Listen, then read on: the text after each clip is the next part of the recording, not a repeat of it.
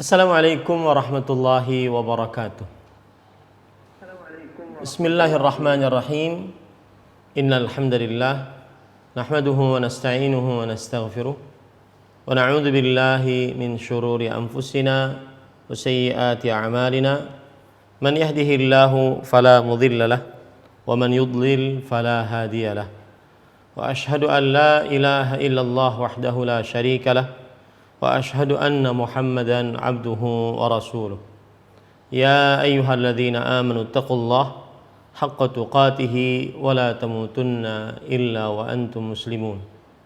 Ya ayyuhan nasu taqu rabbakumul ladzi khalaqakum min nafsin wahidah wa khalaqa minha zawjaha wa batha minhuma rijalan katsiran wa nisaa'a wattaqullaha alladzi tasaaluna bihi wal arham innallaha kana 'alaikum raqiba.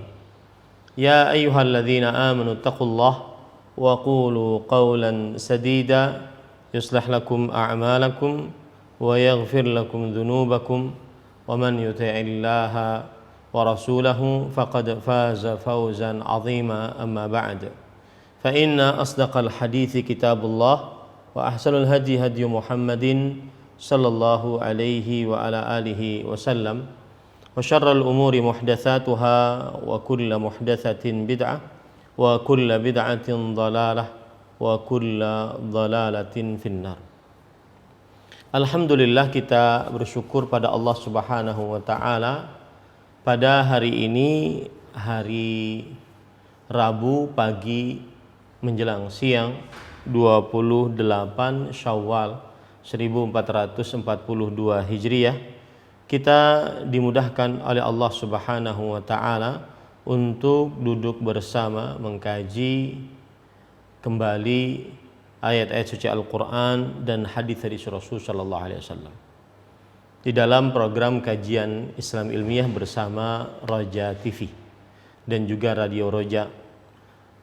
Salawat dan salam semoga selalu Allah berikan kepada Nabi kita Muhammad sallallahu alaihi wa ala alihi wasallam, pada keluarga beliau, para sahabat, serta orang-orang yang mengikuti beliau sampai hari kiamat kelak.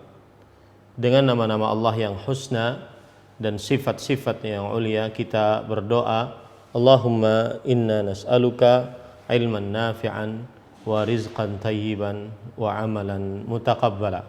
Wahai Allah, sesungguhnya kami mohon kepada Engkau ilmu yang bermanfaat, rezeki yang baik, dan amal yang diterima. Allahumma amin.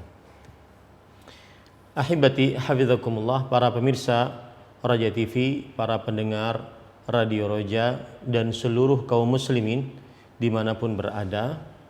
Pada kesempatan kali ini kita memulai membaca kitab yang baru, yaitu kitab Fathul Majid Syarhu Kitab Tauhid, yang ditulis oleh Fadilatul Syekh Abdurrahman bin Hasan Ali Syekh hafizahullahu ta'ala.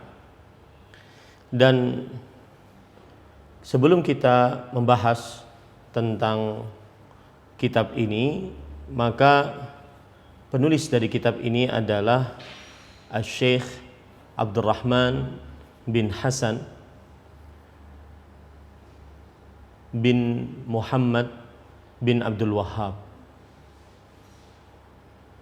Syekh Abdurrahman bin Hasan bin Muhammad bin Abdul Wahhab bin Sulaiman bin Ali At-Tamimi rahimahullahu ta'ala. Dan berarti beliau adalah cucu dari Syekhul Islam Muhammad bin Abdul Wahhab bin Ali bin Sulaiman At-Tamimi bin Sulaiman bin Ali At-Tamimi rahimahullahu ta'ala. Dan At-Tamimi dinisbatkan kepada sahabat Nabi Muhammad, kepada Bani Tamim, yang mana Abu Hurairah radhiyallahu anhu berkata, la azalu uhibbu Bani Tamim ba'da thalathin sami'tu Rasulullah sallallahu alaihi wasallam yaquluha. Kata Abu Hurairah radhiyallahu anhu, masih saja aku mencintai keturunan Tamim setelah 3 perkara yang aku pernah dengar dari Rasulullah sallallahu alaihi wa ala alihi wasallam, yaitu hum asyaddu ummati 'ala dajjal. Mereka adalah orang yang paling pemberani dari umat Nabi Muhammad sallallahu alaihi wasallam melawan Dajjal. Wa kanat fihim sabiyah 'inda Aisyah radhiyallahu anha faqala a'tiqiha fa innaha min waladi Ismail. Dan di tengah-tengah mereka ada seorang tawanan yang ditawan oleh Aisyah radhiyallahu anha. Lalu Rasulullah sallallahu alaihi wasallam bersabda, merdekakanlah tawanan tersebut, sesungguhnya tawanan perempuan tersebut termasuk keturunan dari keturunan Ismail. Wa ja'at sadaqatuhum faqala hadhihi sadaqatu qaumi. Dan pernah datang sedekah-sedekah dari keturunan Tamim, kemudian Rasul sallallahu alaihi wasallam bersabda, ini adalah sedekah-sedekah kaumku. Hadis riwayat Bukhari di dalam kitab sahihnya. Maka Syekh Abdurrahman bin Hasan adalah cucu dari Syekhul Islam Muhammad bin Abdul Wahhab bin Sulaiman bin Ali At-Tamimi, dan berarti mereka ini adalah keturunan dari keturunan Tamim yang disebutkan tadi keutamaan dari keturunan Tamim. Taib, penulis kitab ini Syekh Abdurrahman bin Hasan bin Muhammad bin Abdul Wahhab rahimahullahu taala. Beliau dilahirkan pada tahun 1196 Hijriah di daerah Dir'iyah. 1196 Hijriah, berarti beliau abad ke-12 Hijriah. Ulama Islam abad ke-12 Hijriah, karena sekarang kita abad ke-15 Hijriah, maka sekitar 300 tahun yang lalu. Kemudian ringkas saja, Syekh Abdurrahman bin Hasan bin Muhammad bin Abdul Wahhab rahimahullahu taala, beliau belajar di dalam rumah karena keluarganya memang keluarga yang terkenal dengan keilmuan agama. Maka beliau belajar kepada kakeknya Syekhul Islam Muhammad bin Abdul Wahhab rahimahullahu taala Kitabut Tauhid dari awalnya sampai bab sihir. Kemudian setelah itu kitab Adabus Shalah, Adabul Masyi ila Shalah. Kemudian beliau juga menghadiri majelis-majelis yang lain seperti majelis Sahih Bukhari, kemudian majelis-majelis tafsir, kemudian juga kitab-kitab hukum yang mana beliau belajar bersama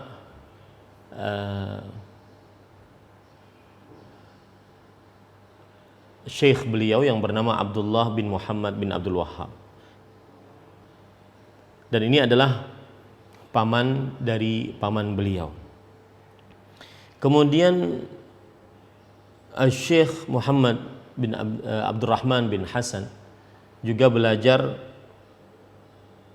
dari guru-guru beliau di kota Mesir, bersama Syekh Hasan Al-Qaisini Al-Masri, kemudian juga Syekh Abdurrahman Al-Jabrati dan Syekh Abdullah Sudan, kemudian juga ahli fatwa dari negeri Algeria Muhammad bin Mahmud Al-Jazairi Al-Hanafi Al-Athari, kemudian Syekh Ibrahim Al-Ubaid, beliau juga syekh di negara Mesir di dalam bidang qiraat. Kemudian Syekh Ahmad Salamunah, Syekh bin Ahmad Salamunah, ini juga termasuk syekh beliau, dan masih banyak lagi syekh-syekh yang lain. Kemudian beliau wafat pada hari Sabtu 11 dari bulan Dzulqa'dah pada tahun 1285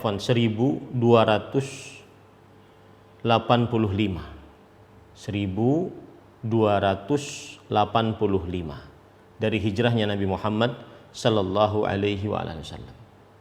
Beliau adalah ulama Islam abad ke-13 Hijriah. Beliau wafat 1285 Hijriah. Itu berkaitan dengan penulis dari kitab Fathul Majid, Syarh Kitab Tauhid. Adapun berkaitan dengan kitab Fathul Majid, maka dijelaskan oleh beliau di dalam pendahuluan bahwasanya beliau mengatakan, wa amma kitabuhul madhkur famawdu'uhu fi bayani ma ba'athallahu bihi rusulah min tauhidil ibadah wa bayanuhu bil adillati minal kitabi was sunnah. Adapun kitab yang disebutkan, maka isinya adalah tentang penjelasan apa yang Allah Subhanahu wa taala bawakan ketika mengutus para rasul, yaitu berupa menjadikan Allah Subhanahu wa taala satu-satunya yang diibadahi, dan penjelasannya dengan dalil-dalil dari Al-Qur'an dan hadis Rasul sallallahu alaihi wasallam. Dan juga zikri ma yunafihi minasyirkil akbar atau yunafi kamalahul wajib minasyirkil asghar wa nahwihi, dan menyebutkan atau penyebutan apa yang menafikan tauhid tersebut, yaitu berupa syirik akbar atau yang menafikan kesempurnaan dari tauhid yang wajib, yaitu berupa syirik asghar dan yang semisalnya. Wa ma yuqarribu min dzalika aw yusilu ilaih, atau apa saja yang mendekatkan kepada hal tersebut atau yang menghantarkannya. Yang dimaksud oleh Syekh di sini adalah tentang kitab tauhid. Yaitu kitab tauhid itu isinya yang ditulis oleh Syekhul Islam Muhammad bin Abdul Wahhab rahimahullahu taala, isinya adalah tentang tauhidul ibadah. Ibadah ditujukan hanya kepada yang satu, yaitu Allah Subhanahu wa taala, disertai dengan penjelasan-penjelasan dalil dari Al-Qur'an dan hadis Rasulullah SAW. Kemudian juga di dalam kitab tauhid dijelaskan tentang syirik yang bertentangan atau yang meniadakan tauhid, baik itu syirik akbar ataupun syirik asghar, dan juga segala sarana yang menghantarkan kepada perbuatan kesyirikan. Taib.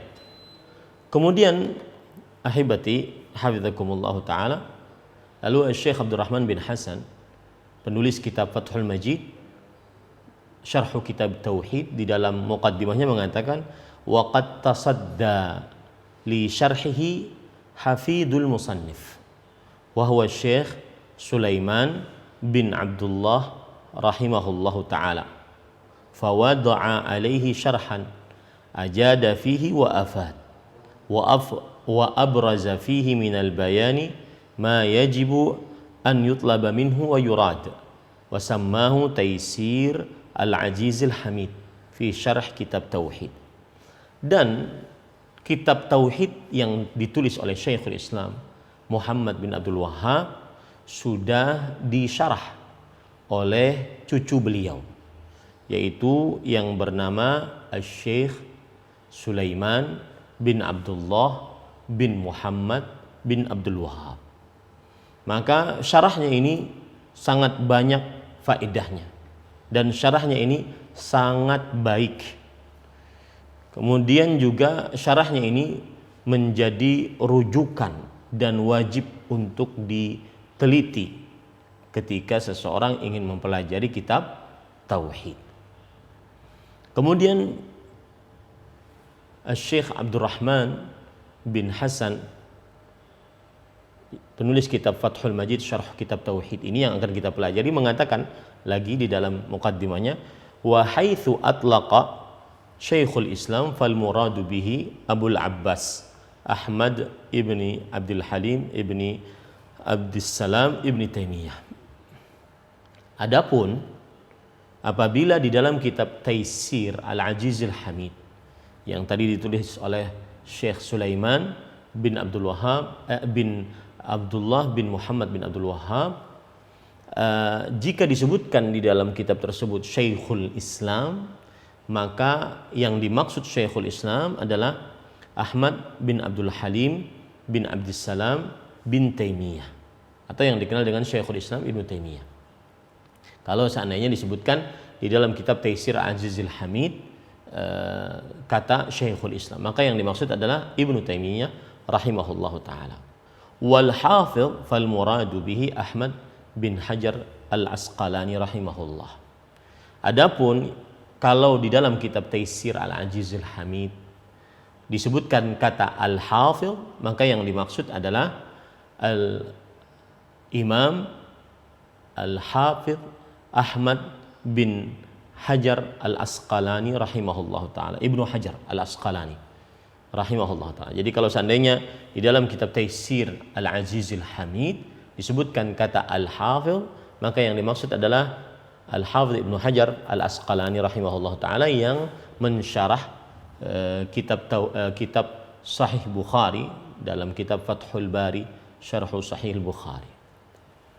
Kemudian penulis kitab Fathul Majid mengatakan, walamma qara'tu syarhahu ra'aituhu atnaba fi mawadhi'a wa fi ba'dha tikrar yastaghni bil ba'd minhu 'anil kull wa lam yukmilhu fa akhadtu fi tahdhibihi wa taqribihi wa takmilihi wa rubbama adkhaltu fihi ba'd an-nuqul al-mustahsanah tatmimam lil faidah wa sammaituhu Fathul Majid bi syarh kitab tauhid. Dan ketika aku membaca syarah tadi Taisir Al-Ajizil Hamid, maka aku lihat di beberapa tempat terlalu gemuk dan di sebagian yang lain terdapat, maksudnya terlalu gemuk ini terlalu panjang gitu.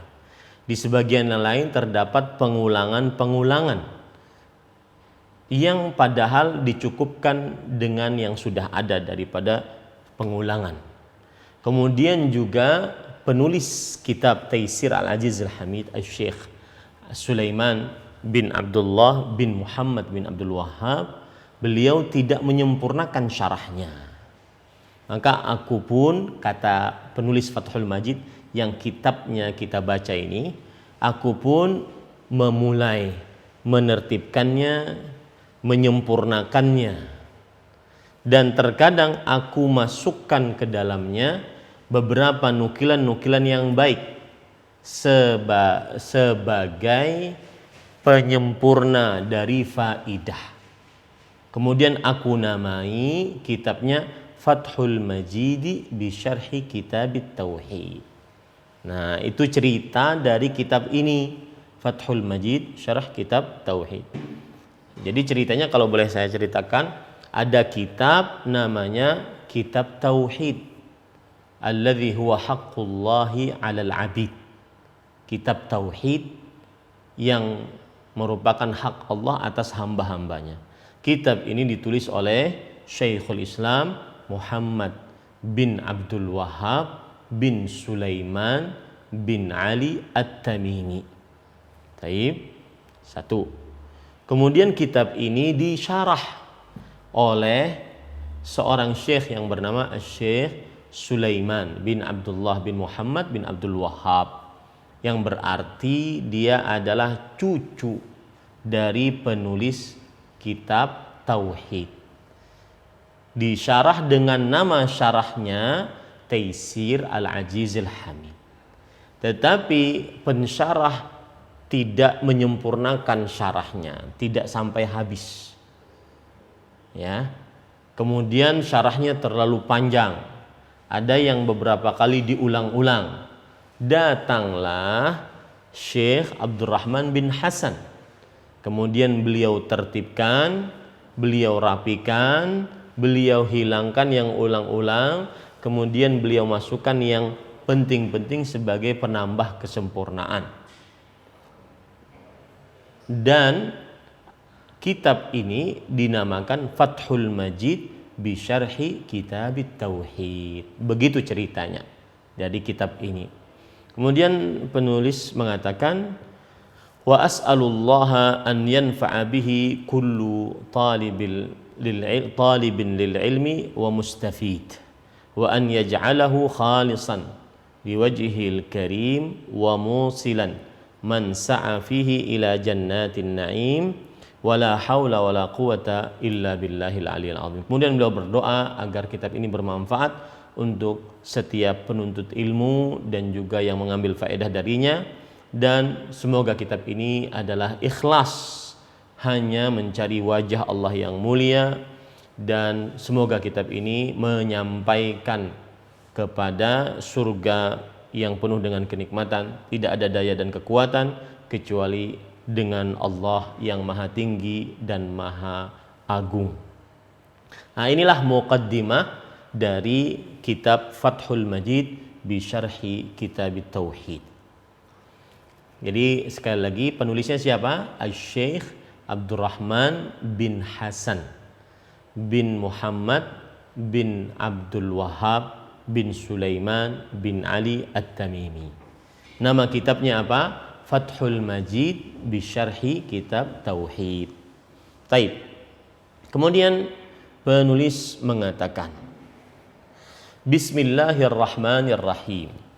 Penulis di sini maksudnya adalah Asy-Syaikh Asy-Syaikh Abdurrahman bin Hasan bin Muhammad bin Abdul Wahhab bin Sulaiman bin Ali At-Tamimi rahimahullah. Ibtada'a kitabahu bil basmalati iqtida'an bil kitabil ajiz wa amalan bi hadithi kullu mri'in dhi balin la yubda'u fihi bi bismillahirrahmanirrahim fahuwa aqta. Akhrajahu Ibnu Hibban min tariqain. Kemudian penulis, kalau saya katakan penulis berarti Asy-Syaikh Abdurrahman bin Hasan, ya. Jangan lupa, penulis adalah Asy-Syaikh Abdurrahman bin Hasan, cucunya dari Syekhul Islam Muhammad bin Abdul Wahhab rahimahullah, yang menulis kitab Fathul Majid bi Syarh Kitab Tauhid. Penulis memulai kitabnya dengan Bismillahirrahmanirrahim sebagai bentuk pengikutan teladan dengan Al-Quran yang agung. Di Al-Quran yang agung dimulai dari Bismillahirrahmanirrahim. Ini adalah dalil bagi siapa saja yang menulis kitab atau menulis surat, ya, dengan memulai Bismillahirrahmanirrahim, yaitu mencontoh Al-Quran, yang mana Al-Quran dimulai dengan Bismillahirrahmanirrahim. Dan para ikhwah sekalian, para pemirsa Roja TV, para pendengar Radio Roja, dan seluruh kaum muslimin yang mengikuti kajian ini, saya akan berusaha hanya fokus kepada kitab. Saya tidak akan kesana kemari, ya. Jadi kita bisa membaca kitab ini dengan maksimal. Seperti saya beri contoh nih, ya. Kalau saya ingin kesana kemari, misalkan kalau kita lihat permasalahan bismillah, maka Bismillahirrahmanirrahim di dalam Al-Quran, para ulama bersepakat dia adalah salah satu ayat dari surat An-Naml. Kemudian atau atau salah satu ayat dari penggalan ayat dalam surat An-Naml. Kemudian Bismillahirrahmanirrahim juga para ulama bersepakat bahwasanya dia bukan dari awal ayat dari surat At-Taubah. Kemudian Bismillahirrahmanirrahim terjadi perbedaan pendapat di antara para ulama apakah dia ayat dari ayat pertama dari surat Al-Fatihah atau tidak. Kemudian Bismillahirrahmanirrahim para ulama juga terjadi perbedaan pendapat apakah Bismillahirrahmanirrahim ayat tersendiri dari setiap awal surat ataukah ayat pertama. Nah itu kalau melebar ya, tapi kita fokus kepada kitab saja ya, kitab saja. Jadi karena ini kitabnya syarah, maka kita lebih condong kepada membaca dan menjelaskan syarahnya, tidak melebar ke mana-mana. Itu contoh kalau seandainya saya ingin melebar-lebarkan ya, nanti tidak selesai-selesai. Padahal kitabnya lumayan banyak, 794 halaman ya. Taib, kita lanjut. Jadi penulis mengatakan ketika Syekhul Islam Muhammad bin Abdul Wahhab menulis kitab tauhid dengan Bismillahirrahmanirrahim, diawali dengan Bismillahirrahmanirrahim, ini adalah mencontoh Al-Quran Al-Karim, yang mana Al-Quran Al-Karim dimulai dengan Bismillahirrahmanirrahim. Kemudian berdasarkan pengamalan terhadap hadis yang berbunyi setiap perkara yang penting tidak dimulai di dalamnya dengan Bismillahirrahmanirrahim, maka ia adalah terputus. Maksudnya terputus dari berkah. Hadis riwayat Imam Ibnu Hibban dari 2 jalan. Nah, saya ini baca kitab Fathul Majid dengan tahqiq ataupun hadis-hadisnya diteliti oleh Ashraf bin Abdul Maqsud. Ashraf bin Abdul Maqsud. Nah, di dalam kitab ini yang kitab Fathul Majid yang ditahqiq oleh Ashraf bin Abdul Maqsud, beliau menyebutkan bahwa hadis ini hadis yang sangat lemah sekali. Ya, hadis ini hadis yang sangat lemah sekali. Nah, dan juga hadis ini dilemahkan oleh Al-Hafidz Ibnu Hajar Al-Asqalani rahimahullah di dalam kitab Sahibul Futuhat Ar-Rabbaniyah. Kemudian juga dilemahkan oleh Imam As-Suyuti dalam kitab Al-Jami' dan juga Imam Al-Albani rahimahullah di dalam kitab Al-Irwa. Jadi hadis yang berbunyi setiap perkara yang penting yang tidak dimulai di dalamnya dengan Bismillahirrahmanirrahim, maka dia adalah terputus. Maksudnya terputus berkahnya dan hadisnya lemah ya. Kemudian penulis mengatakan qala Ibnu Salahi wal haditsu hasan wa li Abi Dawud wa Ibnu Majah kullu amrin dzibalin la yubda'u fihi bilhamdi aw bilhamdi fahuwa aqta'. Dan Imam Ibnu Salah rahimahullah seorang ulama Islam ya, ahli hadis, nama lengkap beliau adalah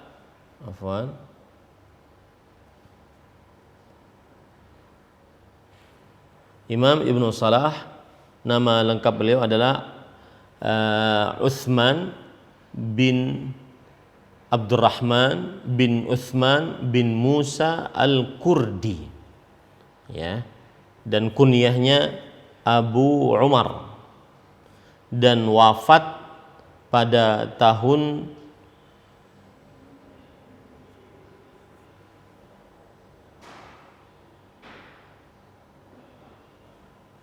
643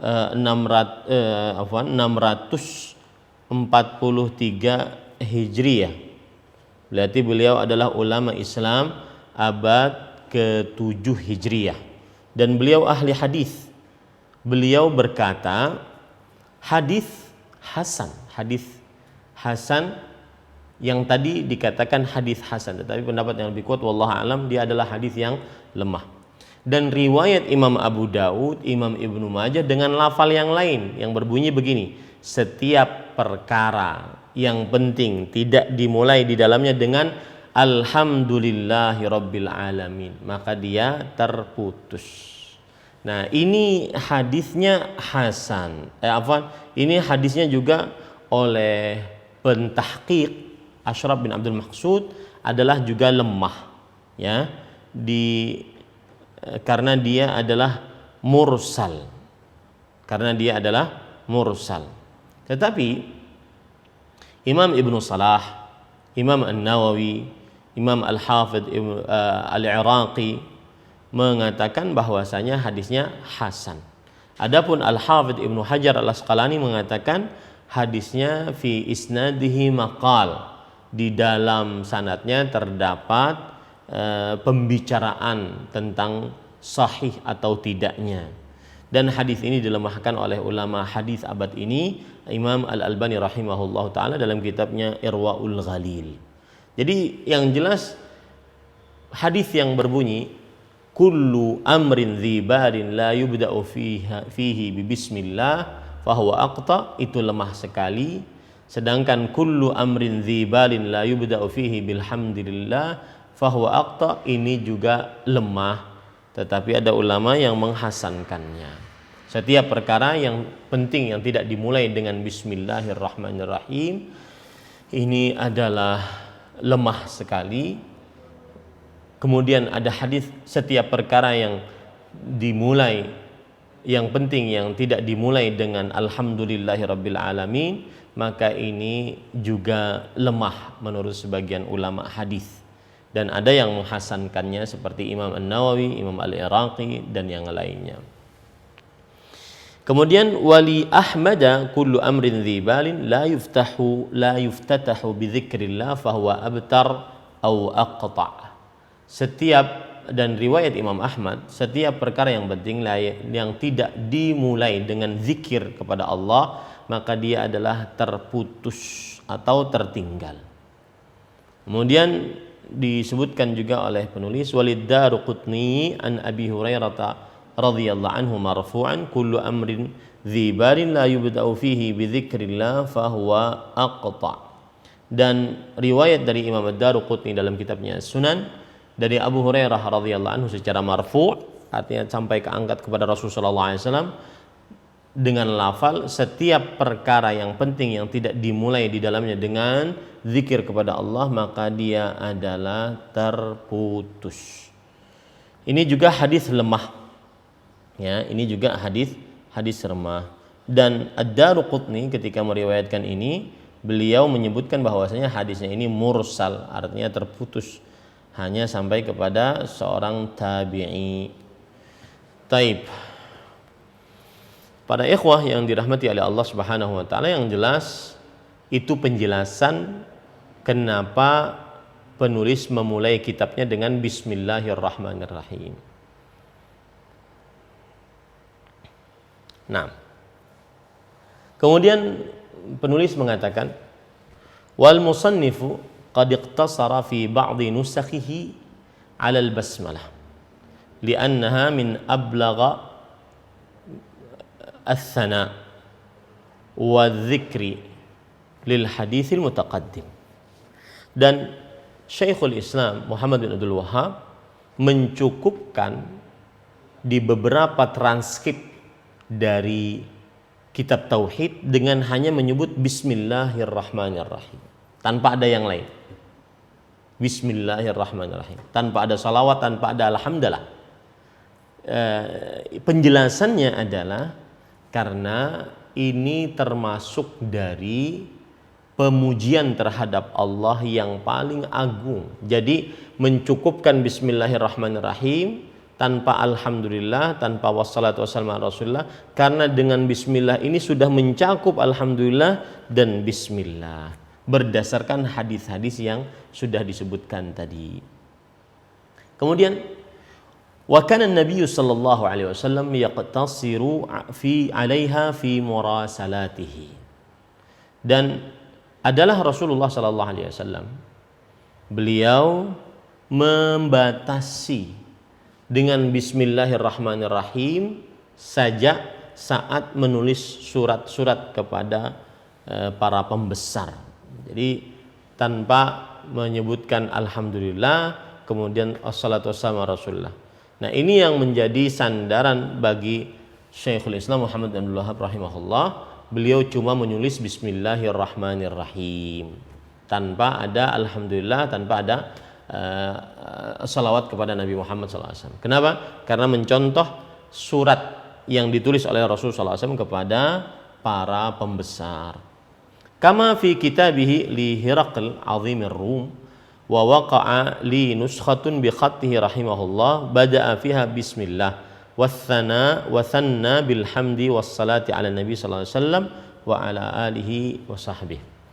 Yang artinya, dan sebagaimana surat Rasul sallallahu alaihi wasallam kepada Heraklius, pemimpin negeri Romawi, beliau cuma mengatakan bismillahirrahmanirrahim dari Muhammad sallallahu alaihi wasallam kepada Heraklius, pembesar negara Romawi.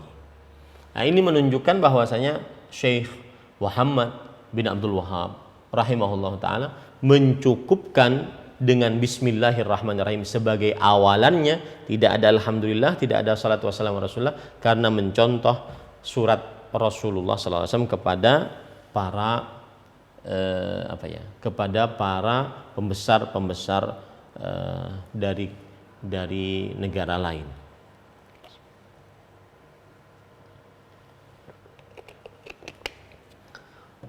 Tetapi kemudian Syekh Abdurrahman bin Hasan mengatakan, saya mendapati sebuah transkrip dengan tulisan tangan langsung dari Syekhul Islam Muhammad bin Abdul Wahhab rahimahullah ta'ala.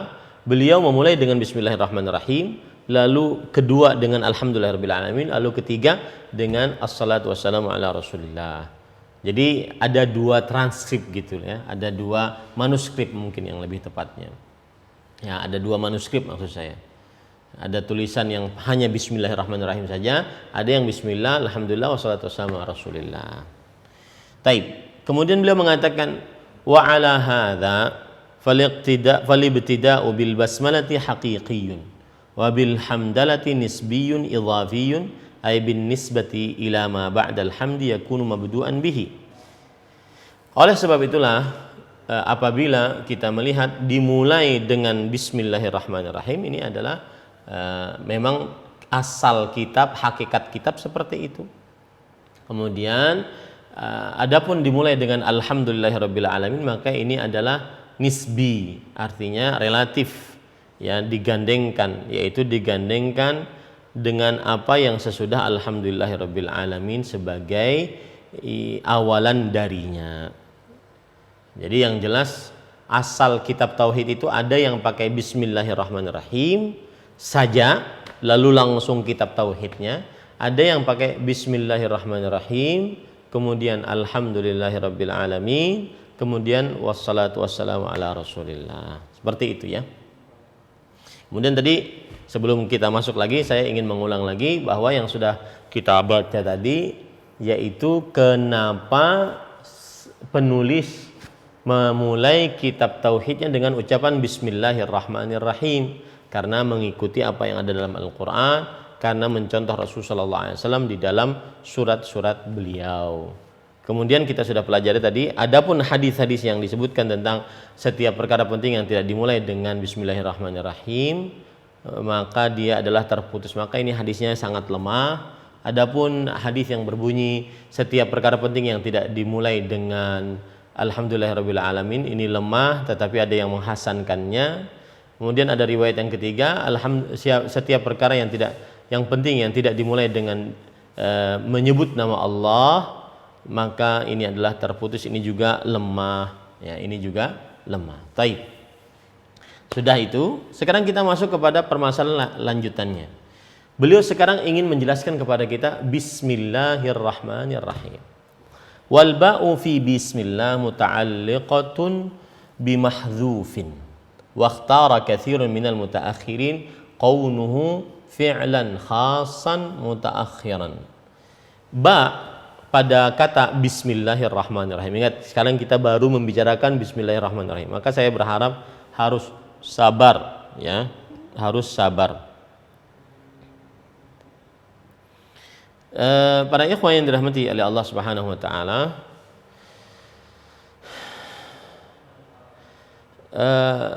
bismillahirrahmanirrahim, ada ba pada bismillahirrahmanirrahim. Ini terkait dengan sesuatu yang tersembunyi. Dan kebanyakan dari ulama-ulama generasi terakhir memilih pendapat bahwasanya ba ini terkait dengan sebuah kata kerja yang khusus yang diakhirkan. Yang khusus yang diakhirkan. Ya. Kemudian penulis mengatakan, jadi ketika orang menyebutkan bismillahirrahmanirrahim atau ketika orang menulis bismillahirrahmanirrahim, itu sebenarnya ada kata kerja sebelumnya. Atau ada kata kerja setelahnya, maksud saya. Bismillahirrahmanirrahim apa gitu. Bismillahirrahmanirrahim saya makan, bismillahirrahmanirrahim saya minum, bismillahirrahmanirrahim saya menulis, bismillahirrahmanirrahim saya membaca dan seterusnya. Ada kata kerja yang khusus yang diakhirkan. Ya. Jadi ada yang tersembunyi di situ kalau orang mengucapkan bismillah. Misalkan kita mau naik kendaraan, kita kan mengucapkan bismillah. Di situ ada kata kerja yang tersembunyi setelahnya. Bismillah saya naik kendaraan. Ya, seperti itu.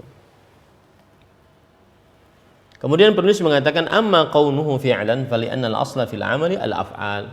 Kenapa ada kata kerja setelah bismillahirrahmanirrahim, bukan kata benda? Ya, karena asal hukum sebuah perbuatan adalah perbuatan itu sendiri. Wa amma kaunuhu khassan fali anna kulla mubtadi'in bil basmalah fi amrin yudmiru ala ma ja'ala al basmalata mabda'un lahu. Kenapa disebutkan dia adalah perkara yang khusus, ya. Jadi kata kerja yang khusus karena setiap yang memulai dengan bismillah di dalam sebuah perkara yang tersembunyi menjadikan basmalah sebagai yang diawali dengannya, makanya dia khusus, ya. Wa amma kaunuhu mutaakhiran falid dalalati 'ala al-ikhtisas wa udkhila fi at-ta'zim wa adkhala fi at-ta'zim wa awfaqa lil wujud wa li anna ahamma ma yubda'u bihi dzikrullah. Nah, kenapa diakhirkan? Jadi kan kalau orang mengucapkan bismillah, sebenarnya ada kata kerja yang tersembunyi di sini. Ya, kata kerja yang tersembunyi ini kenapa diakhirkan, bukan diawalkan? Karena menunjukkan kepada kekhususan dan menunjukkan kepada pengagungan dan menunjukkan kepada lebih benar-benar terjadi dan menunjukkan kepada bahwa ini yang paling penting dalam kehidupan kita sehari-hari. Segala sesuatu yang paling penting dimulai dengan menyebut nama Allah. Nah, karena di situ ada keberkahan. Jadi apapun yang ingin kita kerjakan, maka menyebut dengan nama Allah Subhanahu wa taala. Ini penting, ya. Jadi kenapa bismillah itu diawalkan? Karena untuk pengkhususan, untuk pengagungan, untuk benar-benar terjadi dan untuk memulai segala sesuatu dengan menyebut nama Allah Subhanahu wa taala. Maka dalam kehidupan kita sehari-hari jangan sampai lupa mengerjakan apapun dengan bismillah. Sampai ketika mau masuk WC, sebelum masuk WC ucapkan bismillah, baru masuk WC dengan kaki kiri. Ya. Naik kendaraan ucapkan bismillah, kemudian dan seterusnya. Nah, ini para ikhwan yang dirahmati oleh Allah Subhanahu wa taala. Wa dzakara al-'allamatu Ibnu Al-Qayyim rahimahullah taala li hadzfil 'amili fawaidah.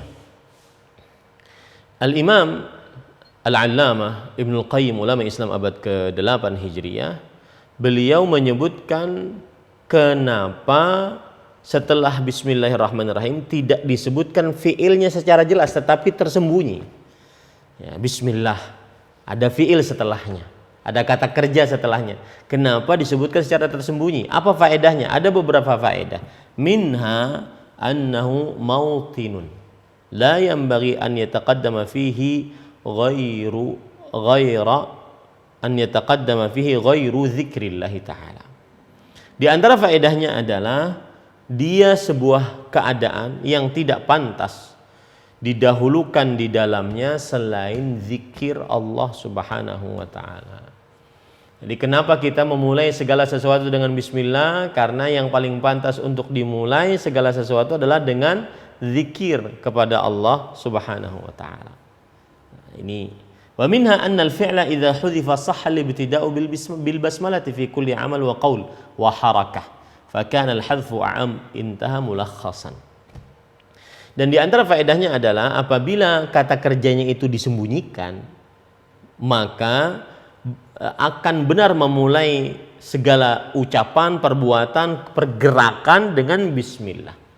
Ya, berarti faidah dari bismillah kemudian kata kerjanya itu disembunyikan, ini faedahnya adalah kita ingin memulai segala sesuatu dengan nama Allah, baik itu ucapan, baik itu perbuatan, baik itu pergerakan, ya, memulai segala sesuatu dengan nama Allah Subhanahu wa taala.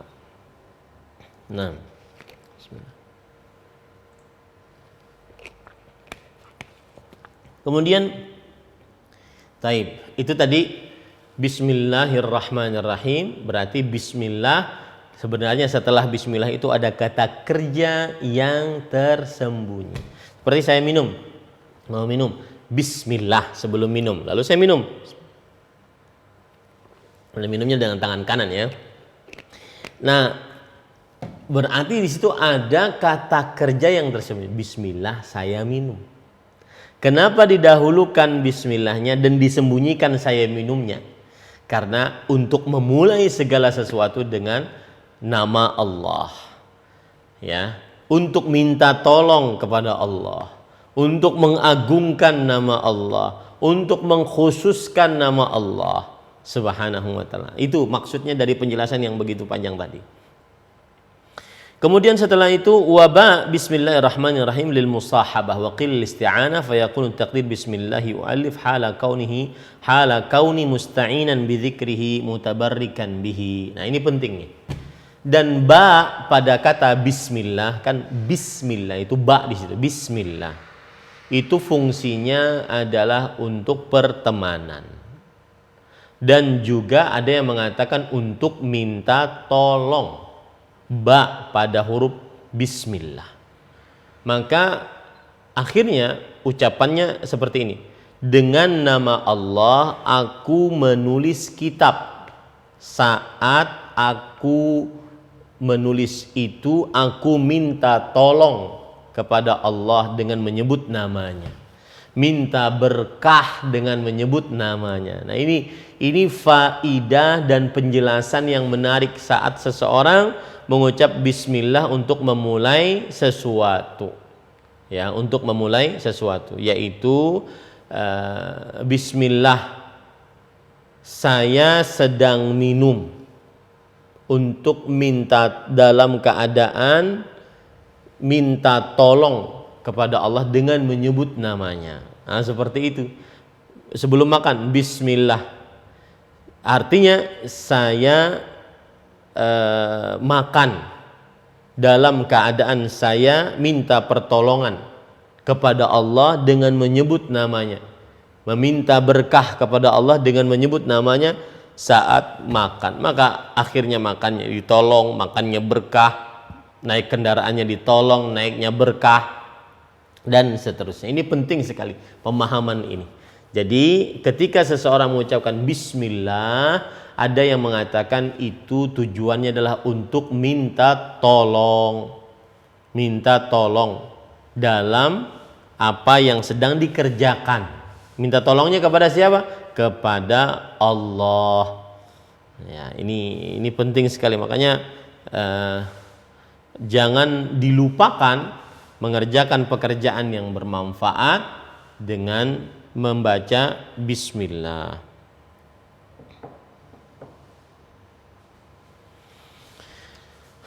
Taib, para ikhwah yang dirahmati oleh Allah Subhanahu wa taala. Selanjutnya,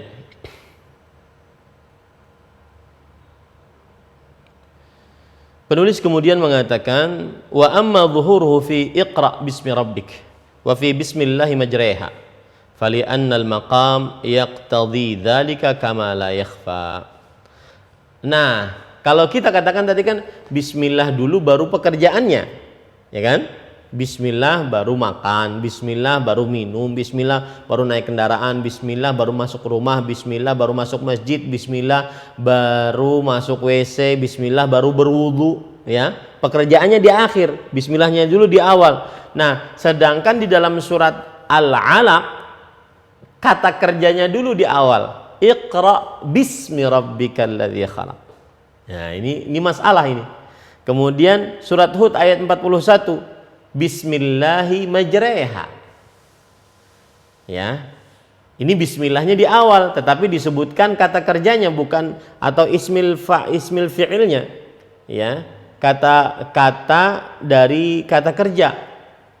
Padahal kan harus disembunyikan, kita katakan tadi.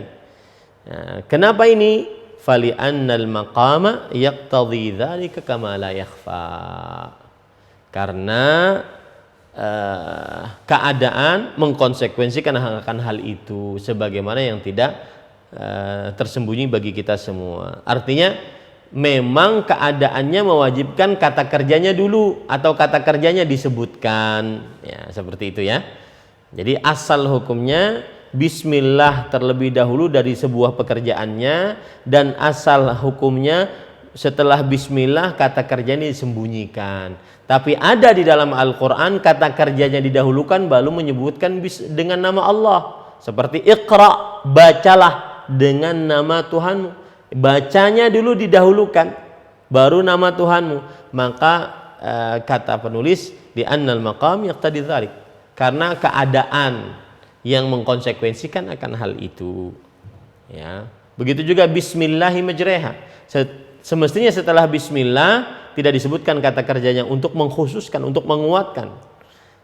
Tetapi kenapa disebutkan ini dalam surat Hud ayat 41? Karena keadaan yang mengkonsekuensikan akan hal tersebut. Ya, yang mengkonsekuensikan akan hal tersebut. Taib. Sudah dipahami ini ya. Sekarang kita masuk ke permasalahan lain.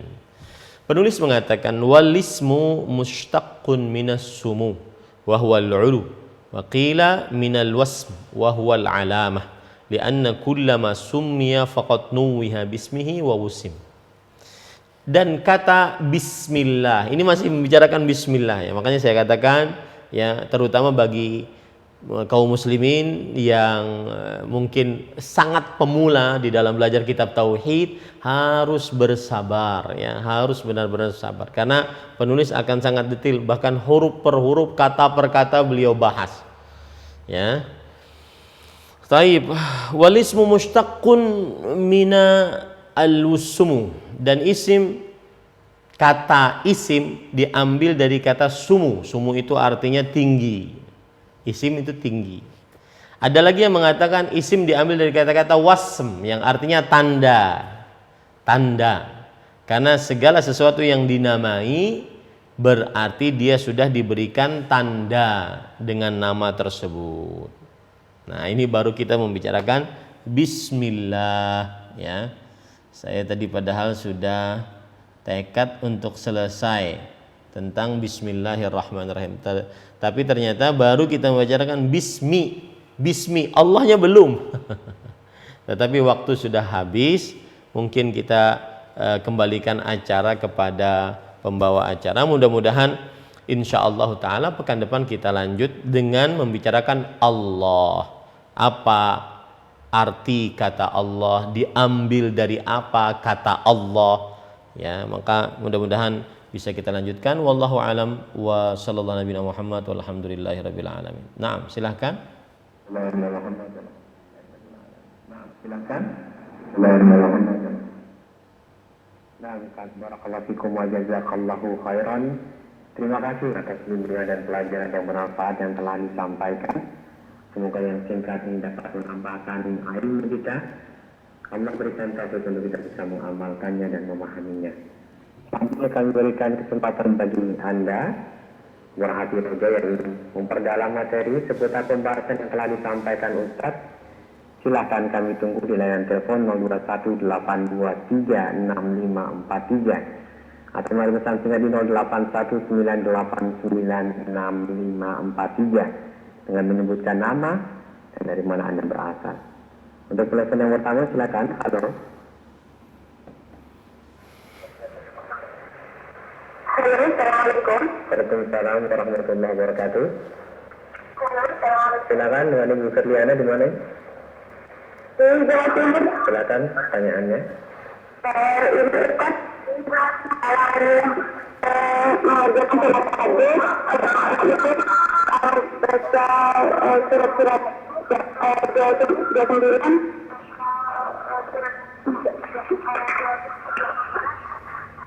Itu kan baca misalnya surat Al-Mulk, terus kemudian surat dilanjut dengan surat Al-Qalam begitu. Itu apakah harus kita memulai baca Bismillah begitu Ustaz? Apakah langsung baca surat Al-Qalam begitu Ustaz? Mohon penjelasan Ustaz. Syukran, jazakallahu khairan. Assalamualaikum warahmatullahi wabarakatuh. Waalaikumsalam. Bismillah, walhamdulillah, wassalatu wassalamu ala rasulillah wa ala alihi wa ashabihi wa man wala. Amma ba'du, adapun untuk pembacaan surat, maka jika yang dimaksud membaca surat di dalam sholat, maka surat Al-Fatihah dulu kita bicarakan, Bismillahirrahmanirrahim. Jika kita membacanya di dalam sholat, maka pendapat yang lebih kuat adalah dibaca. Kalau seandainya sholat yang dikeraskan suaranya seperti subuh, maghrib dan isya dibaca oleh imam dan oleh orang yang sholat sendirian. Ya, tetapi pembacaannya oleh imam dengan suara yang lirih untuk Bismillahirrahmanirrahim. Berdasarkan hadis dari Anas bin Malik radhiyallahu anhu, beliau salat di belakang Rasulullah sallallahu alaihi wasallam, Abu Bakar, Umar dan Utsman, dan seluruhnya melirihkan bacaan Bismillahirrahmanirrahim. Adapun apabila dia menjadi makmum, maka dia mencukupkan dengan bacaan imam menurut pendapat yang kuat, baik itu bacaan bismillah ataupun bacaan Al-Fatihah secara umum dan juga surat. Nah, kemudian ketika dia jadi imam, jika setelah membaca surah Al-Fatihah kemudian ingin membaca surat di dalam Al-Quran setelah Al-Fatihah, maka dia boleh membaca Bismillahirrahmanirrahim jika itu dia ingin membaca awal surat. Karena pendapat yang lebih kuat bahwa Bismillahirrahmanirrahim di setiap awal surat adalah ayat tersendiri, bukan awalan dari surat. Dia ayat tersendiri, bukan juga penggalan pemisah antara surat dengan surat. Dia ayat tersendiri. Maka boleh untuk membaca Bismillah, ya, baik dikeraskan ataupun tidak dikeraskan, tetapi lebih baik dilirihkan karena dia adalah ayat tersendiri. Baru setelah itu dia baca surat. Itu kalau jadi imam. Kalau seandainya jadi makmum, maka jika imam mengeraskan suara bacaannya, maka dia mendengarkan. Jika imam melirihkan suara bacaannya, maka dia membaca Al-Fatihah dan juga surat secara tersendiri. Adapun di luar surat, di luar sholat maksud saya, maka apabila dia ingin membaca awal surat Al-Mulk misalkan, maka dia baca Bismillahirrahmanirrahim. Karena itu yang tertulis dalam mushaf. Ya, setelah membaca A'udzubillahi minasyaitonirrajim, maka dia membaca Bismillahirrahmanirrahim. Kemudian setelah itu membaca Tabarakalladzi biyadihil mulk wa huwa ala kulli syai'in qadir. Wallahu a'lam. Naam. Wallahu a'lam. Waalaikumsalam jazakallahu khairan. Terima kasih atas jawaban dan nasihat dan harapan yang telah disampaikan. Semoga menjadi tambahan ilmu untuk kita semuanya. Berikutnya kami berikan kesempatan kembali masih di layanan telepon 018236543 untuk Anda yang bertanya, silakan. Masih kami tunggu. Silakan di 0218236543. Kami harapkan pertanyaan yang Anda ajukan berkesesuaian dengan pembahasan yang telah disampaikan. Halo. Assalamualaikum. Waalaikumsalam warahmatullahi wabarakatuh. Dengan siapa ini di mana? Dengan Ibu Ida di Kalimata ini. Silakan Ibu pertanyaannya. Menanyakan Ustaz. Silakan.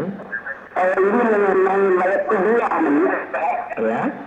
Kalau bayar fidyah itu berapa itu bayarannya? Ibu yang sudah berpuasa berapa hari?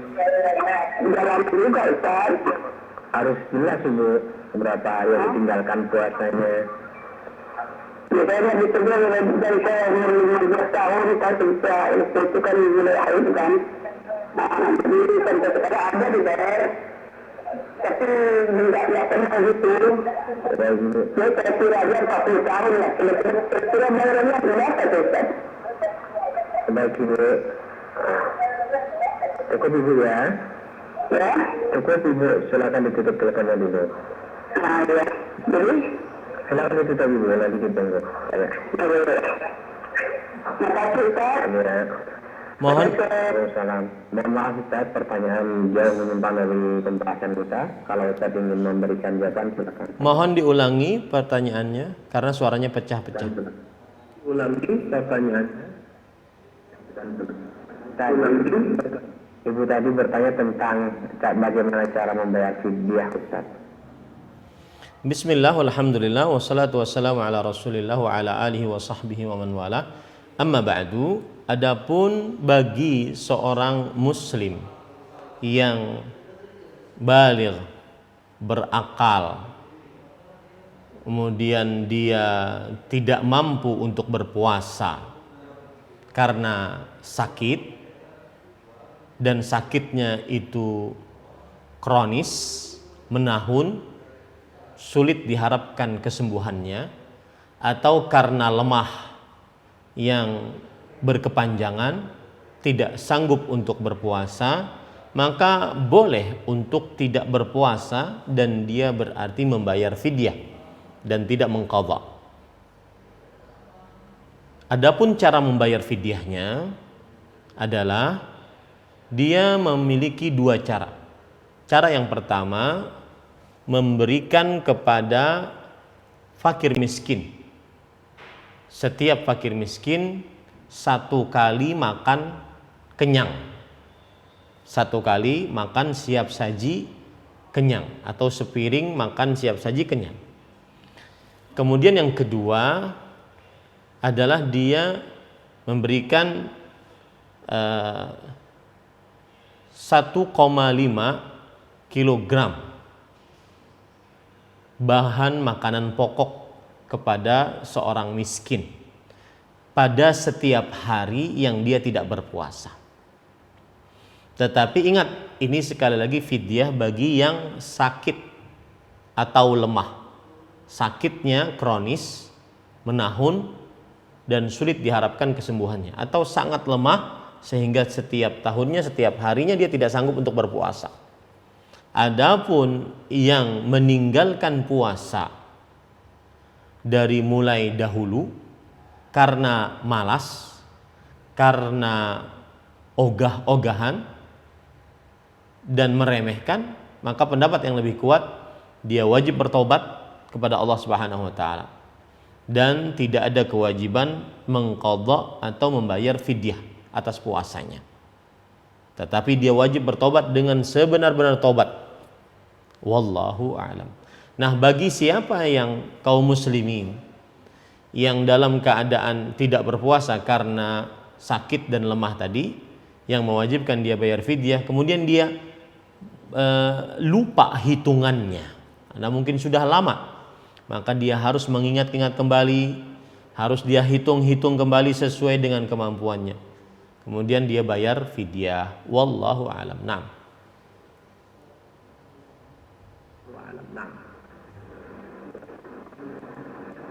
Barakallahu fikum wa jazakallahu khairan. Terima kasih Ustaz atas jawaban yang telah disampaikan. Semoga menjadi tambahan untuk yang bertanya khususnya yang kita semuanya. Selanjutnya kami harapkan pertanyaan yang Anda sampaikan adalah pertanyaan yang sesuai dengan pembahasan yang telah disampaikan Ustaz. Di 02182366543 kami tunggu kembali. Halo. Halo, Assalamualaikum warahmatullahi wabarakatuh. Waalaikumsalam Ibu, dari Ibu Syarah di Bogor ya. Ya, mohon maaf ya Kak, atas kesalahan saya. Ini saya mau bertanya, apa setiap pembedam itu dilepaskan dengan auzubillahi minasyaitonirrajim atau tertentu aja auzubillahi minasyaitonirrajim. Mana saya tetap Maksudnya Ibu, mohon maaf. Maksudnya apa khususnya aja gitu, apa dipakai auzubillahi minasyaitonirrajim gitu Kak. Jadi kalau membaca Al-Quran bagaimana Ibu? Alhamdulillah dipakai atau bisa aja gitu Kak. Oh ya, paham. Mohon saja Kak. Assalamualaikum warahmatullahi wabarakatuh. Waalaikumsalam warahmatullahi wabarakatuh. Silakan. Bismillah, walhamdulillah, wassalatu wassalamu ala rasulillah wa ala alihi wa sahbihi wa man walah. Amma ba'du. Adapun untuk membaca Al-Quran baik di dalam sholat atau di luar sholat, maka diawali dengan membaca a'udzubillahi minasyaitonirrajim berdasarkan firman Allah Subhanahu wa taala, wa idza qara'tal Qur'an fasta'idz billahi minasyaitonirrajim. Jika engkau membaca Al-Quran, maka minta perlindunganlah kepada Allah dari syaitan yang terkutuk. Kemudian apabila seseorang membaca awal surat, maka dia membaca ta'awudz, a'udzubillahi minasyaitonirrajim. Kemudian setelah itu membaca bismillahirrahmanirrahim. Kemudian apabila dia membacanya di pertengahan surat, bukan di awal surat, maka dia mencukupkan hanya dengan membaca a'udzubillahi minasyaitonirrajim, tidak membaca bismillahirrahmanirrahim. Ini pendapat yang lebih kuat, wallahu a'lam. Naam.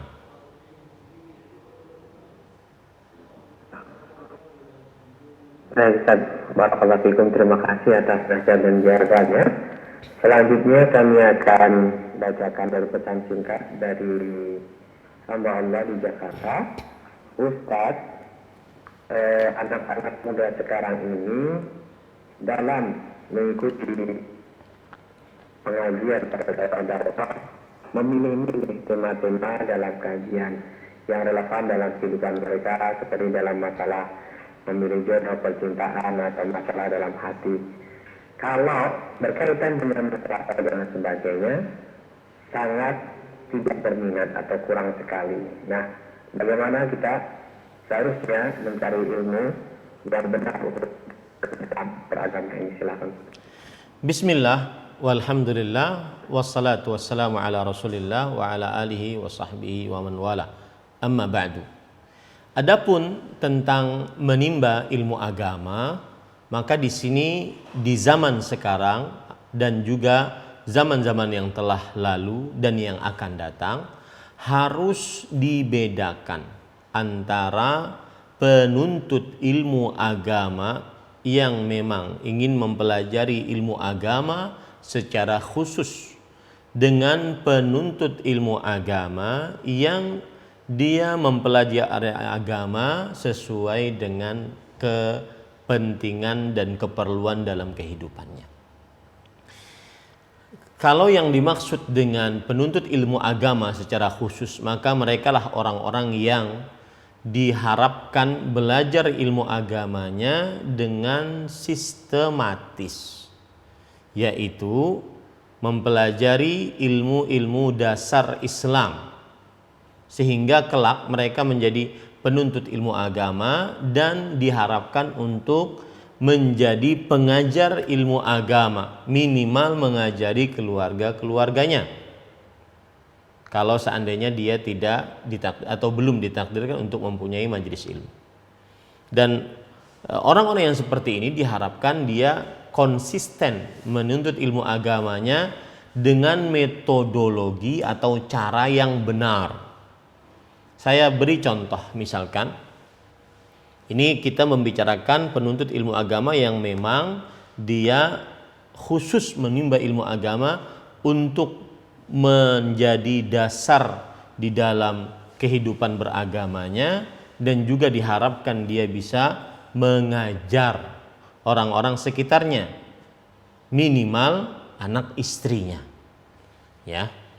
Seperti orang-orang seperti ini, maka dia menimba ilmu agama secara sistematis dan sesuai dengan metodologi yang benar, sehingga benar-benar menumbuhkan, mendatangkan, mendasari ilmu agamanya. Seperti misalkan yang pertama kali dia pelajari adalah tentang rukun Islam, rukun iman.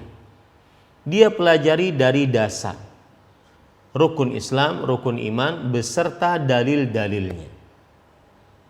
Kalau seandainya dia sudah mempelajari itu dari dasar beserta dalil-dalilnya, maka kemudian dia naik lebih ke atas lagi, naik kelas istilahnya. Dan setelah dia naik kelas itu, dia dilihat dirinya apa yang lebih condong kepada dirinya. Seperti dia mempelajari ilmu akidah, keyakinan seorang muslim, maka dia mempelajari tentang akidah dari dasar. Seperti misalkan dia mempelajari Al-Qawaidul Arba'. Al-Qawaidul Arba', yaitu 4 kaidah dasar memahami tauhid dan syirik. Setelah dia paham, belajar kepada seorang guru, dia naik ke atas, lebih atas lagi, yaitu al-usulus tsalatsa, 3 landasan pokok dasar akidah Islam, dan beserta syarahnya. Dan syarahnya tidak usah terlalu panjang-panjang, lebar. Dia belajar kepada seorang ustadz. Ustadznya tidak pasti harus terkenal, punya akun di YouTube, punya followers, tidak. Ustadz yang bisa mengajarkan apa yang ada di dalam matan tersebut. Kemudian yang ketiga, yaitu dia naik ke pelajaran kitab tauhid, mengenal keutamaan tauhid, pengertian tauhid. Kemudian setelah itu mengenal kesyirikan, bahaya kesyirikan, contoh-contoh kesyirikan, sarana-sarana yang menghantarkan kepada kesyirikan. Dan 3 kitab ini, Al-Qawaidul Arba', Al-Usul Ats-Tsalatsa, kitab tauhid, ditulis oleh Syekhul Islam Muhammad bin Abdul Wahhab rahimahullah. Dia pelajari dengan mendalam, tapi tidak terlalu meluas, cukup mendasar yang dia paham pokok dari apa yang disampaikan. Seperti kitab kita ini sebenarnya adalah bukan untuk pemula, tetapi untuk pertengahan yang sudah belajar kitab tauhid dari dasar dengan bahasa yang mudah, naik ini syarah kitab Fathul Majid ini sebenarnya pertengahan, ya. Kemudian setelah itu dia naik kepada Al-Aqidah Al-Wasithiyah. Kemudian naik lagi kepada Al-Aqidah At-Tadmuriyah atau As-Safariniyah. Kemudian baru nanti dia kitab-kitab yang lain seperti Lum'atul I'tiqad, Kitab Sunnah, kitab yang lain-lainnya. Kalau itu dalam bidang akidah. Kalau dalam bidang hadis ada 2. Ulumul hadis dengan fiqhul hadis. Ulumul hadis dia belajar tentang kaedah-kaedah hadis, ilmu hadis. Dari mulai misalkan Nukhbatul Fikir, kemudian naik lagi kepada taisir mustalah hadis, ya, belajar tentang ilmu kaidah hadis, apa itu hadis sahih, hadis lemah, hadis palsu, hadis hasan, apa saja jenis-jenis hadis lemah, apa saja jenis-jenis hadis sahih, apa penyebab kepalsuan hadis dan seterusnya. Itu ulumul hadis. Ada nanti fiqhul hadis atau yang disebut dengan fiqhus sunnah. Dia belajar dari misalkan matan hadis 40 hadis yang dikumpulkan oleh Imam Nawawi. Dia belajar dari dasar, jangan langsung ke kitab-kitab syarah yang besar-besar. Dan dia belajar kepada seorang ustadz, ya, langsung minta waktu ustadz tersebut setiap hari mungkin setengah jam mempelajari. Dan ingat, ustadznya tidak mesti harus terkenal, tidak mesti harus punya akun YouTube dan semisalnya, ya. Nah, ajar, belajar matan, sehingga dia tahu apa isi dari arba'in tersebut dengan syarah yang mudah. Nah, kemudian setelah itu dia bisa naik kepada syarah yang lebih tinggi lagi. Kalau nafasnya panjang dalam menuntut ilmu hadis, dia naik kepada Umdatul Ahkam. Umdatul Ahkam min kalami khairil anam yang ditulis oleh Imam Al-Hafidh Al-Maqdisi. Kemudian dia ambil syarah yang ringan-ringan, ya, terutama syarah-syarah yang memang ulama-ulama terdahulu, ya, seperti Subulus Salam. Kemudian naik seperti misalkan Taysirul Ulam, Syarh Umdatul Ahkam maksud saya.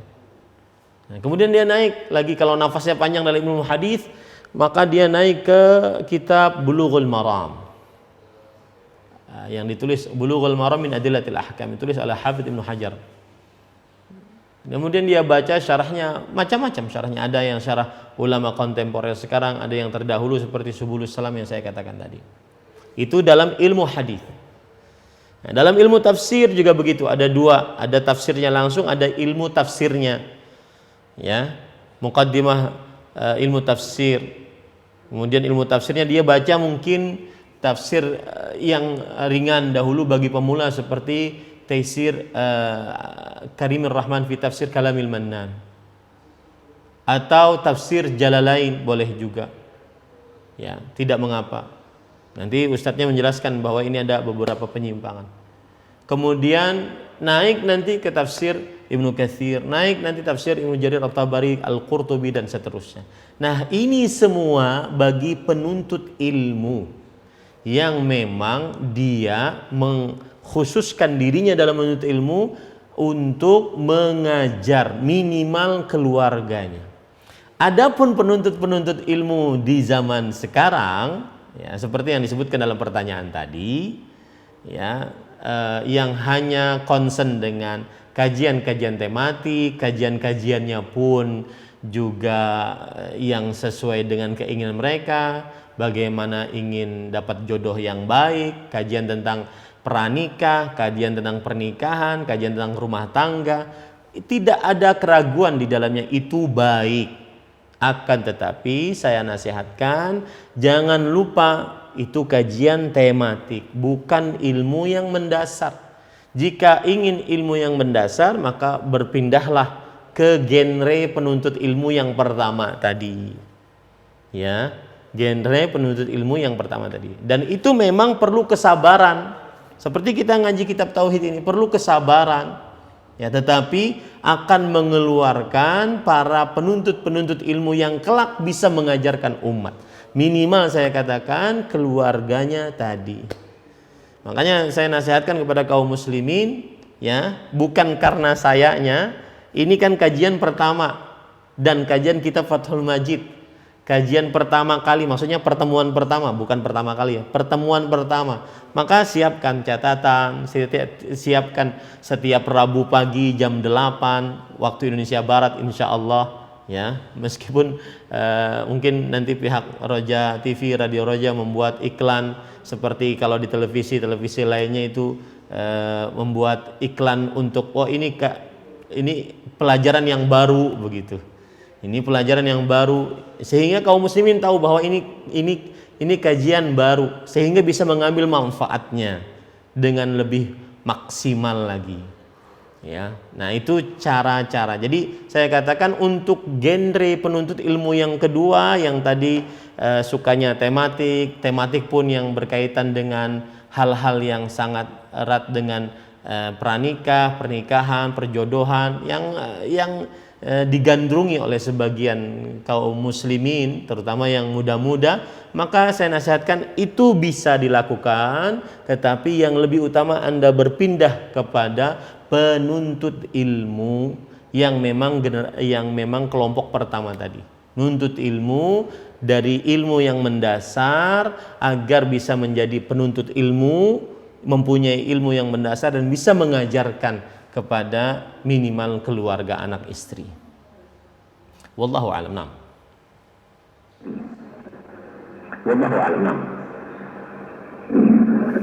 Barakallahu fikum wa jazakallahu khairan. Kami bacakan untuk pertanyaan yang berikutnya. Assalamualaikum warahmatullahi wabarakatuh. Ustaz dari hamba Allah di Bogor. Ustaz, sekarang ini banyak khususnya di kalangan anak-anak muda yang baru belajar berlomba-lomba mengaku dirinya belajar tauhid, namun dalam hal bersikap kepada ustadznya terlalu berlebihan karena merasa hidayah dari ustadznya, sehingga ketika dai tersebut salah di dalam menjelaskan berkaitan dengan masalah tauhid dan sebagainya, mereka membela dengan alasan-alasan yang sesuai dengan hal nafsunya. Bagaimana menyikapi hal ini? Silakan. Bismillah, walhamdulillah, wassalatu wassalamu ala rasulillah wa ala alihi wa sahbihi wa man wala. Jawabannya adalah perkataan para ulama dari mulai semenjak dahulu, al-haqqu la yurtabatu birrijal. Kebenaran itu tidak selalu dikaitkan dengan orang-orang. Walakin i'rifil haqqa ta'rif ahlahu. Tetapi kenali kebenaran, maka engkau akan tahu mana yang benar. Jadi itu yang harus dipegang selalu, belajar kebenaran. Ya, maka jika itu memang benar, siapapun mengatakannya, maka ucapkanlah itu sebuah kebenaran. Jika itu memang salah, maka ucapkanlah itu salah, meskipun sang ustadz panutannya yang mengatakannya, maka keliru. Tetapi ketika mengoreksi ustadz ini juga perlu adab. Tidak boleh dia merendahkan, menghinakan, terutama di hadapan khalayak ramai. Ya, wallahu a'lam. Nah, wallahu a'lam. Nah, Ustaz, barakallahu fikum wa jazakallahu khairan. Terima kasih Ustaz atas jawaban dan nasihat yang bermanfaat yang telah disampaikan. Semoga menjadi tambahan ilmu untuk kita semuanya. Nampaknya pertanyaan tadi merupakan pertanyaan terakhir di pertemuan kita. Sebelum kami akhiri, mohon Ustaz memberikan istiqam. Fadhil ya Ustaz. Bismillah, walhamdulillah, wassalatu wassalamu ala rasulillah wa ala alihi wa sahbihi wa man wala. Saya berusaha setiap kali ikhtitam untuk meringkas yang sudah dipelajari. Satu, tentang kitab Fathul Majid. Ceritanya ada kitab bernama Kitabut Tauhid, syarah kitab Tauhid alladzi huwa haqqullahi 'alal 'abid, yang ditulis oleh Syekhul Islam Muhammad bin Abdul Wahhab rahimahullah. Kemudian kitab ini disyarah dalam kitab judulnya Taisir Al-Azizil Hamid, syarah kitab Tauhid, yang ditulis oleh Fadilatul Syekh Sulaiman bin Abdullah bin Muhammad bin Abdul Wahhab rahimahullahu ta'ala. Tetapi kitab ini terlalu gemuk, terlalu panjang, banyak yang diulang dan juga belum selesai. Lalu diselesaikan oleh kitab Fathul Majid bi Syarh Kitab Tauhid yang ditulis oleh Fadilatul Syekh Abdurrahman bin Hasan bin Muhammad bin Abdul Wahhab rahimahullahu ta'ala, ulama Islam abad ke-13 Hijriah, wafat pada tahun 1285 Hijriah. Inilah kitab yang kita pelajari. Adapun, dan itulah penulis yang kita pelajari juga. Adapun yang sudah kita pelajari adalah bahwa penulis memulai kitabnya dengan Bismillahirrahmanirrahim karena mencontoh Al-Quran dan mencontoh Rasulullah Sallallahu Alaihi Wasallam. Kemudian juga kita sudah pelajari hadis-hadis yang berkaitan dengan setiap perkara tidak dimulai dengan bismillah, tidak dimulai dengan alhamdulillah, tidak dimulai dengan zikir kepada Allah, tidak lepas dari kelemahan, bahkan ada yang lemah sekali. Akan tetapi memulai dengan bismillah ini adalah termasuk dari kebiasaan Nabi Muhammad SAW di dalam surat-surat beliau. Kemudian kita sudah bicarakan tentang bismillahirrahmanirrahim, bahwa bismillah itu ada kata kerja yang tersembunyi. Tujuannya adalah agar mengambil keutamaan dari nama Allah, mengambil barakah dari nama Allah Subhanahu wa taala, makanya dimulai dengan bismillahirrahmanirrahim. Kemudian kita sudah pelajari juga bahwasanya maksud dari bismillah itu adalah untuk minta tolong. Jadi ketika kita mengucapkan bismillah mau makan, berarti kita sedang minta tolong kepada Allah. Saat kita makan diberkahi oleh Allah. Bismillah mau masuk rumah, berarti kita minta tolong kepada Allah saat kita masuk rumah agar diberkahi oleh Allah SWT. Itu sampai di situ kita sudah mempelajarinya. Mudah-mudahan besok kita tahun depan pekan depan kita bisa lanjutkan kajian Fathul Majid bisyarah kitab tauhid. Wallahu alam, sallallahu nabiyana Muhammad walhamdulillahirabbil alamin.